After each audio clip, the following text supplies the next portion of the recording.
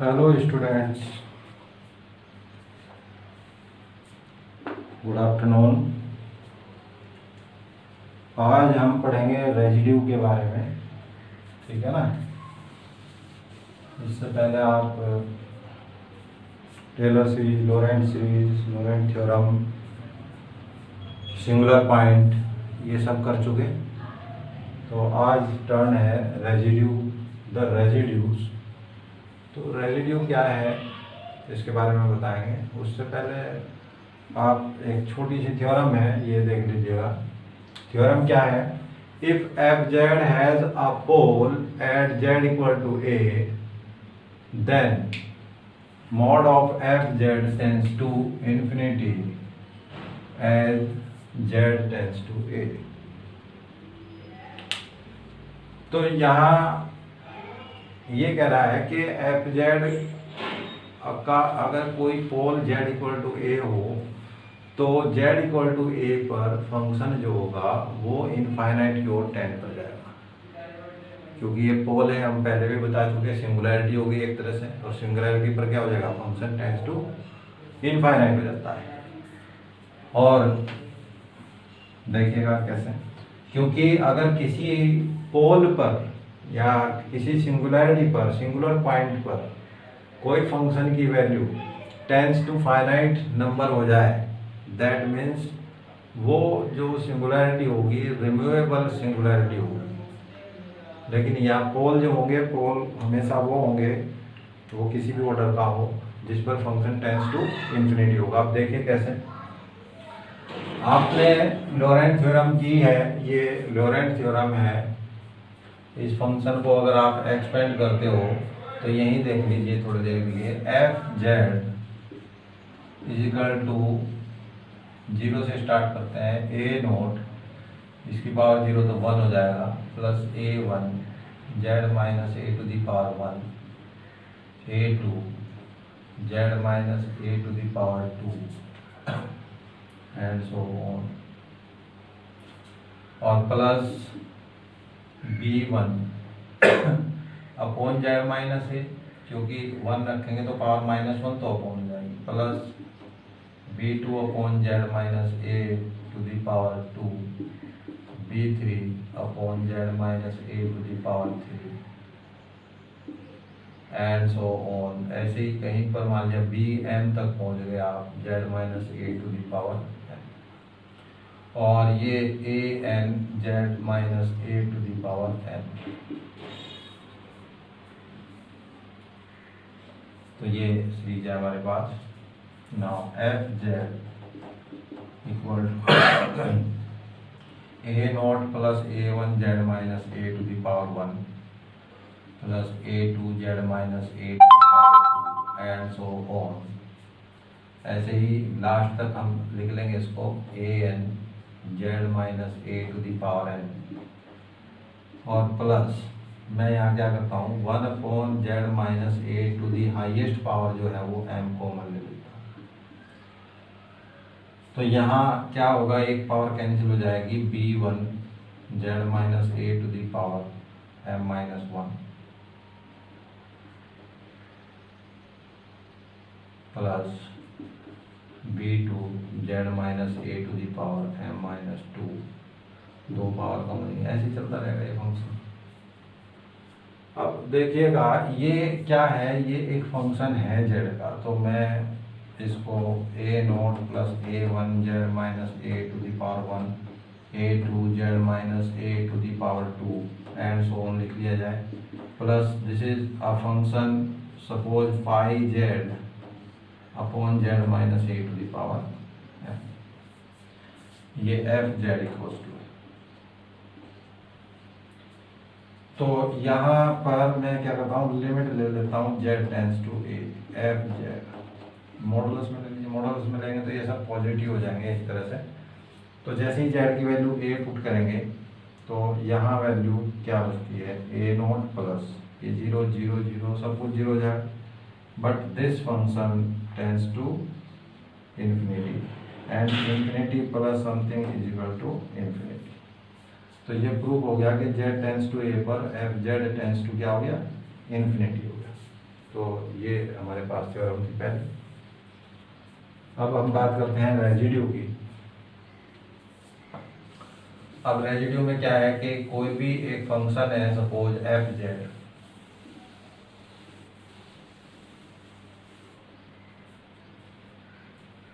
और Z equal to ए इसका एक पोल है ऑर्डर एम का, और वो फंक्शन जो है किसी क्लोज कर्व के अंदर एनालिटिक है, एक एनुलर रीजन के अंदर एनालिटिक है। जेड इक्वल टू ए पर वो एनालिटिक नहीं होता, होगा नहीं। तो इसलिए हमने क्या किया, एक एनुलर रीजन लिया, एक रेडियस आर और एक रेडियस कैपिटल आर का एक सर्किल लिया, दिस एंड दिस। ये ए सेंटर है और यहाँ से यहाँ तक किसकी रेडियस आर है, तो ये आर पॉइंट ले लीजिएगा, और ये कैपिटल आर, और यहाँ बीच में कहीं भी कोई भी पॉइंट आप एक वेरिएबल पॉइंट जेड जो वेरी कर रहा है इस सरफेस से लेकर इस सरफेस तक। तो ये जो हमारे पास बनेगा z minus a lies between r to r, तो ये इक्वालिटी बन गई एनुलर रीजन। तो वो इस रीजन के अंदर क्या है, एनालिटिक।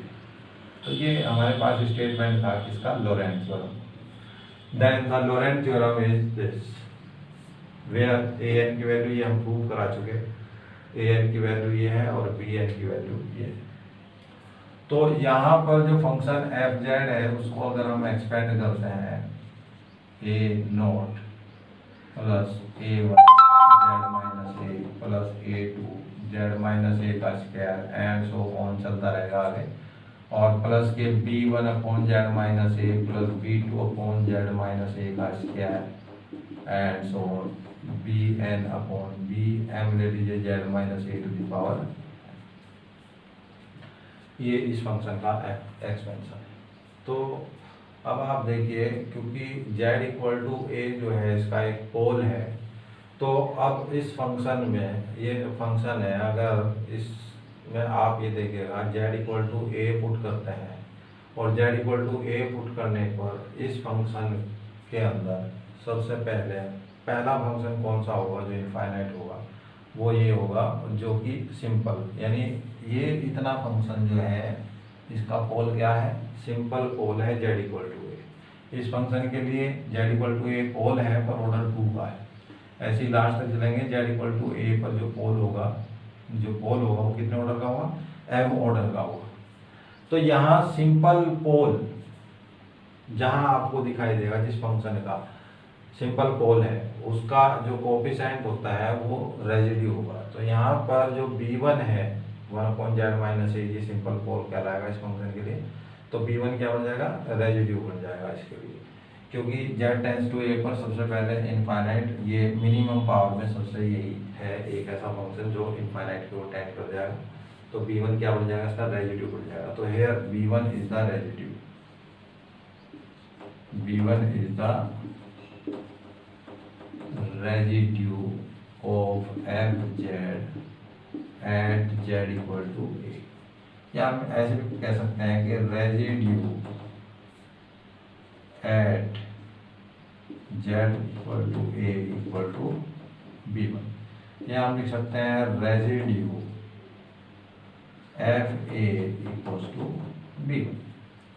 तो b1 की वैल्यू होगी क्या, b1 की वैल्यू देख लो यहाँ से, 1 रखेंगे जैसे यार, तो where b1 is equal to 1/2 pi i f z, और ये -1 + 1 कैंसिल, तो इसकी पावर 0 तो हो जाएगा 1 D Z, that is the value of b1।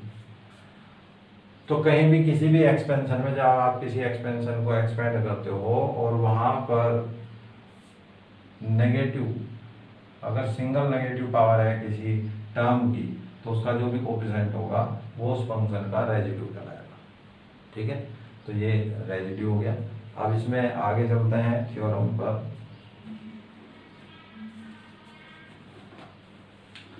Method, तो अब ये तो बात थी रेजिड्यू की कि रेजिड्यू क्या है।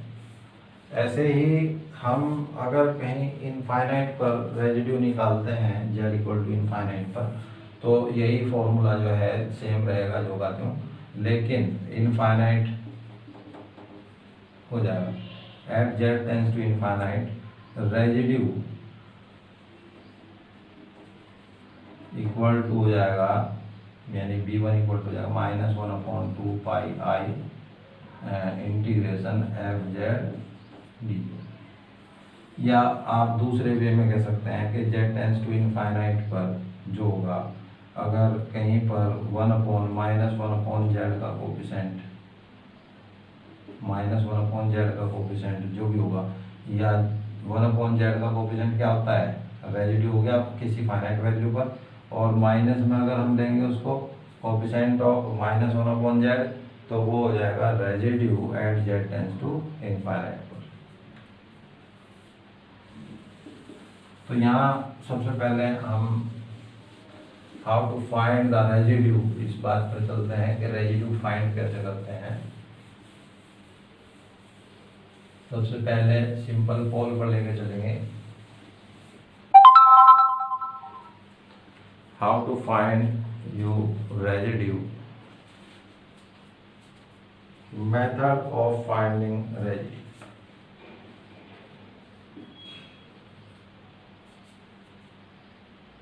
Method of finding residue। तो फर्स्ट है रेजिड्यू एट सिंपल पोल।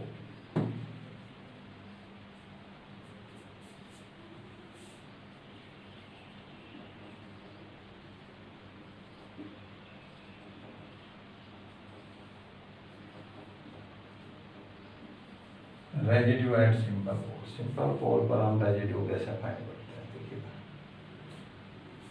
तो because f z equal to a0 plus a1, ये एक फंक्शन है आपके पास z minus a plus a2 z minus a का स्क्वायर एंड सो ऑन चलता रहेगा, plus b1/z minus a plus b2/z minus a का स्क्वायर, b3/z माइनस ए का क्यूब एंड सो ऑन।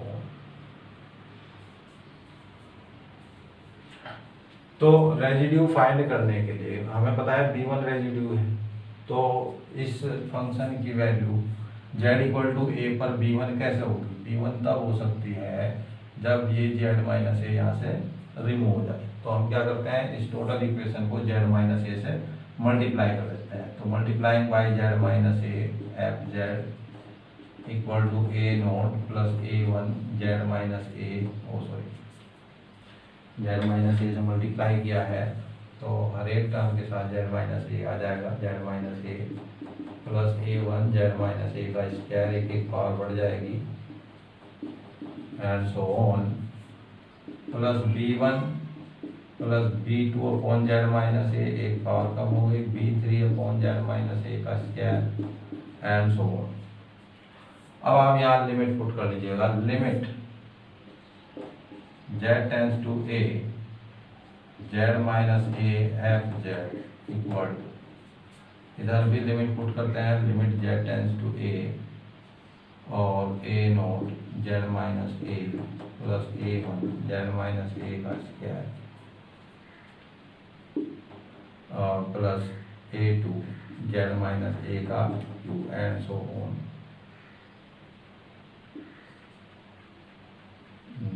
आगे चलते हैं, प्लस, हाँ सॉरी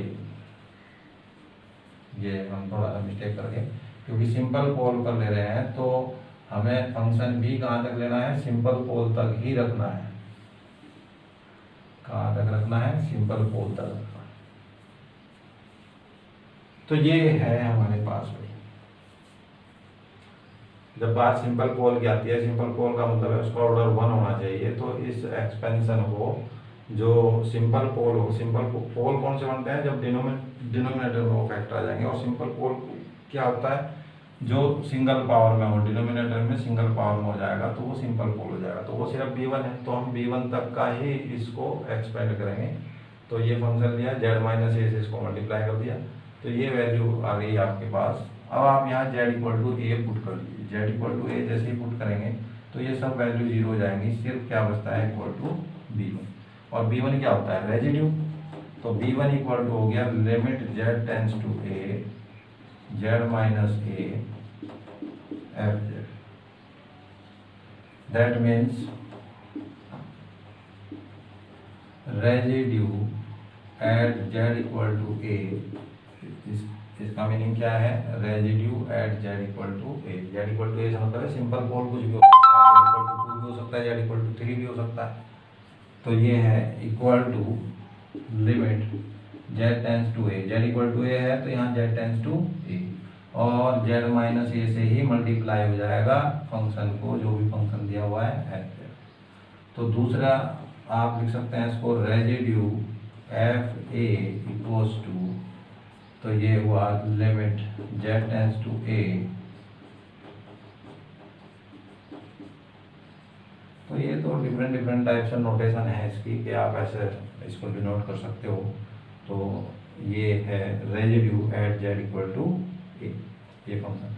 तो सिंपल पोल पर है, तो सिंपल पोल का मतलब क्या हुआ, जो भी फंक्शन दिया जाएगा, जिस फंक्शन का आपने रेजिड्यू फाइंड आउट करना है, वो उसे उस सिंपल पोल, जो भी सिंपल पोल दिया होगा उसके फैक्टर से उसको मल्टीप्लाई करेंगे और फिर z टेंस टू वो वैल्यू वहाँ पर पुट कर लेंगे, ठीक है। तो ये हुआ सिंपल पोल। तो ये तो था residue at the simple pole. अब बात करते हैं residue at a pole of order m। Suppose m order है हमारे पास, तो उस पर आप रेजिड्यू फाइंड आउट करेंगे, तो कैसे क्या होगा देखना।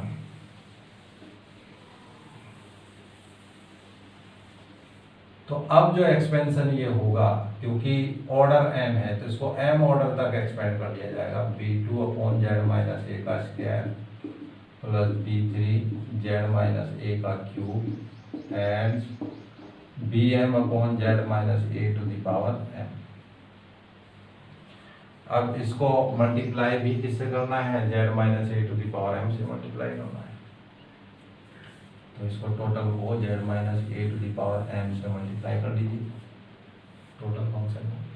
तो ये लो m and a not z minus a to the power m plus a1 z minus a to the power m plus 1 और plus a2 z minus a to the power m plus 2 and so on, plus b1 एक power कम हो जाएगी z minus a to the power m minus 1 plus b2 z minus a to the power m minus 2 b3 z minus a to the power m minus 2 and सो आगे last में only bm बचना है। हमें मालूम है कि residue b1 है, तो इस टोटल फंक्शन की वैल्यू b1 कैसा आएगी। अब एक बात समझिए आप, देखिए किसी फंक्शन का जब हम डिफरेंशिएशन करते हैं x की पावर n का, अगर nth टाइम करेंगे तो ये फैक्टोरियल n हो जाएगा, लेकिन अगर इसको n प्लस 1 टाइम्स कर दिया जाए तो ये 0 हो जाएगा।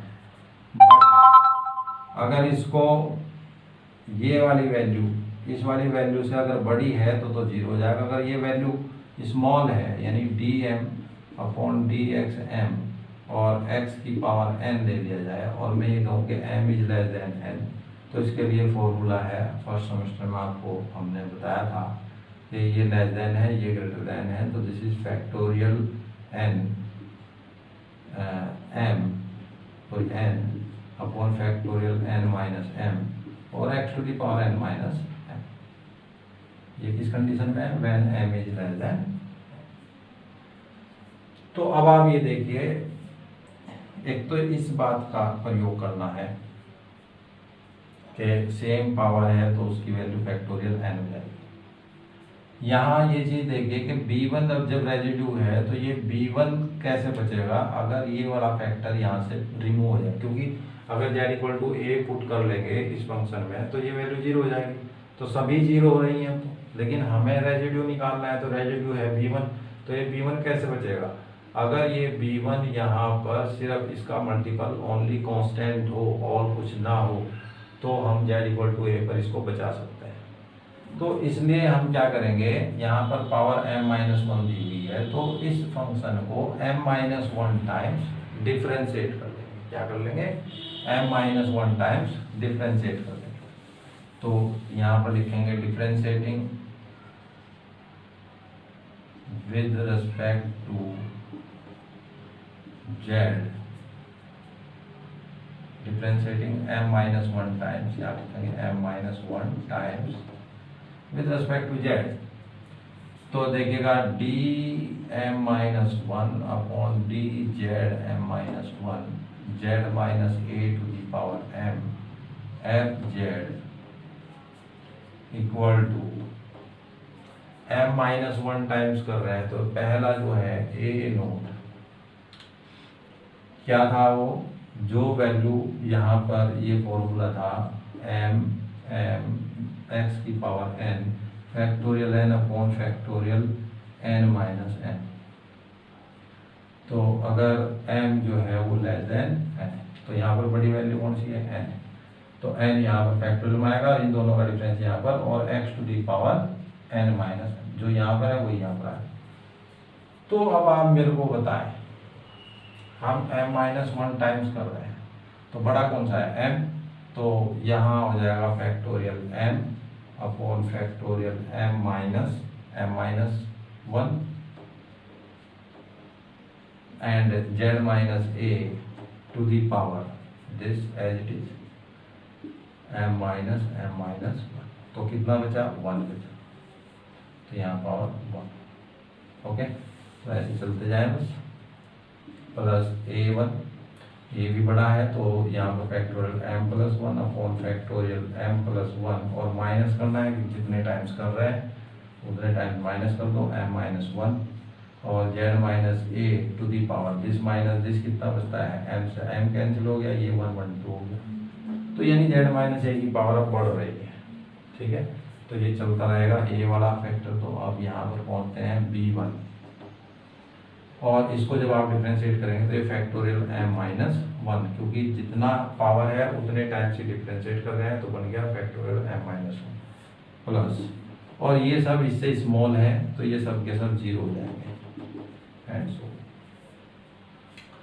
अब आप लिमिट रख दीजिएगा, limit z tends to a, दोनों साइड में dm-1 upon dzm-1 z minus a f z equal to, यहाँ पर z equal to a put करते जा रहे हैं, तो ये भी 0 हो गया, ये भी 0 हो गया, और बचा सिर्फ b1 into factorial m-।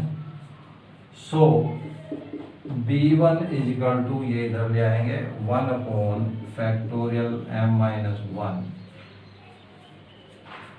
Limit, तो लिमिट आप शुरू में लगा लें, limit z tends to a 1 upon factorial m-1 dm-1 upon dz z to the power m-1 z minus a to the power m into f z।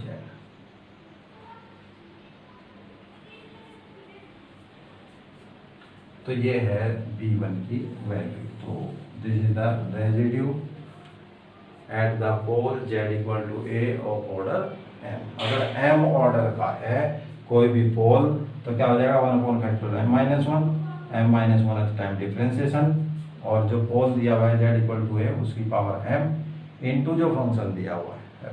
तो ये value यहाँ रखेंगे और आप इस तरीके से रेजिड्यू फाइंड आउट करेंगे। क्लियर हो गया ये मैटर? तो चलो देखिए बच्चों, इससे पहले आपने वो किया, अब दूसरा रेजिड्यू जो है अब किस फॉर्म में है। अब नेक्स्ट फॉर्म हमारे पास है method of finding the residue if f z is of the form f z equal to this where phi a equal to 0 and psi a, phi a not equal to 0 and psi a equal to 0। यानी at z equal to a पर जो function की value है numerator और denominator आपको दिए हुए हैं वो not equal to zero numerator है और डिनोमिनेटर उस पर जीरो है। तो अगर ऐसी कंडीशन है तो हम रेजिड्यू कैसे फाइंड करते हैं?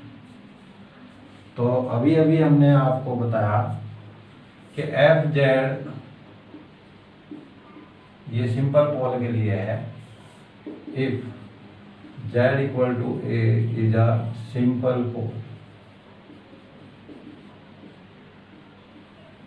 तो सिंपल पोल में हमने अभी थोड़ी देर पहले प्रूव किया था कि B1 इक्वल टू जो है वो क्या होगा, residue B1 is equal to limit z tends to a z minus a into f z. ये अभी प्रूफ हमने किया था कि ये होता है रेजिड्यू। तो residue at z equal to a, B1 का मतलब होता है residue at z equal to a, this is equal to limit z tends to a z minus a f z है हमारे पास phi z upon psi z. मैं इसको थोड़ा सा चेंज करता हूँ टेलर थ्योरम यूज करने के लिए। यहाँ पर मैंने ए लेस किया और ए ही ऐड किया, ऐसे ही यहाँ पर भी जेड माइनस ए प्लस ए, क्योंकि जेड इक्वल टू ए पर हम एक्सपेंड कर रहे हैं। तो यहाँ क्योंकि जेड इक्वल टू ए पर जब एक्सपेंड करेंगे तो फंक्शन के अंदर क्या होना चाहिए, वो in terms of z minus a होना चाहिए। तो इससे पहले जो हमने एक्सपेंशन किए थे वहाँ पर आपको बताया था कि जिस पॉइंट के अबाउट भी आप किसी फंक्शन को एक्सपेंड करते हो, उसका एक्सपेंशन करते हो, तो वो उसी फैक्टर की टर्म्स के रूप में उसका फंक्शन बनेगा, एक्सपेंशन बनेगा। तो क्योंकि जेड इक्वल टू ए पर है तो फंक्शन भी किस टर्म में होना चाहिए, जेड माइनस ए की टर्म में होना चाहिए, इसलिए हमने माइनस ए प्लस ए कर लिया, माइनस ए प्लस ए कर लिया, क्योंकि यहाँ पर जेड माइनस ए नहीं था। तो अब आप इसको टेलर सीरीज से ओपन कर सकते हैं। ये समझ लीजिए x है और ये a है, तो a के अबाउट करना है तो z minus a in powers में आ जाएगा। Limit z tends to a z minus a, इसका एक्सपेंशन हो गया phi a plus z minus a into phi dash a plus z minus a का square upon factorial two phi double dash a and so on. Similarly यहाँ पर psi a plus z minus a into psi dash a plus z minus a का square Sai double dash A upon factorial to and so on. अब देखिए आपको given है कि phi ए तो not equal to zero है, but Sai A is zero, तो Sai a की वैल्यू जीरो है तो वैल्यू जीरो पुट कर लीजिए। Limit z tends to a z minus a phi a plus z minus a into phi dash a plus z minus a का square upon factorial two phi double dash a and so on upon psi a की value जब zero हो गई तो बाकी जो ये तो जीरो हो गया, खत्म हो गया यहाँ से। अब बाकी जो फंक्शन बचता है देखो वहाँ पर जेड माइनस ए कॉमन है throughout, z minus a throughout common ले सकते हैं। साइड ऐसे z minus a upon factorial two psi double dash a, तो जाहिर सी बात है आगे सभी फैक्टर्स में सभी टर्म्स में जेड माइनस ए आएगा ही आएगा।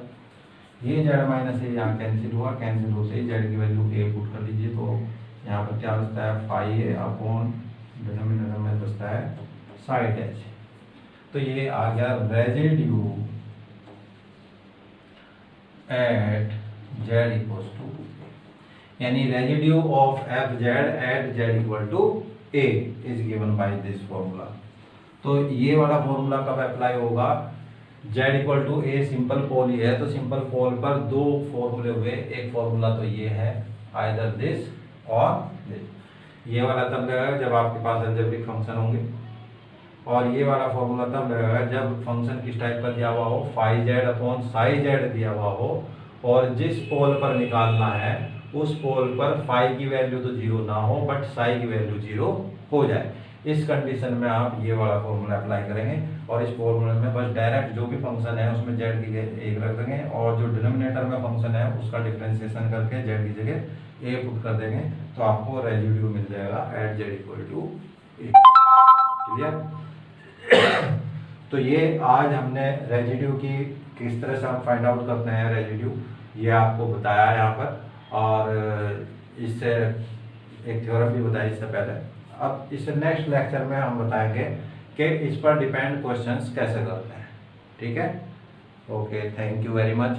और आप स्टडी करते रहें, ऐसे ही आपको वीडियो लेक्चर मिलते रहेंगे, आप इनको प्रॉपर्ली देखते रहेंगे। Thank you very much.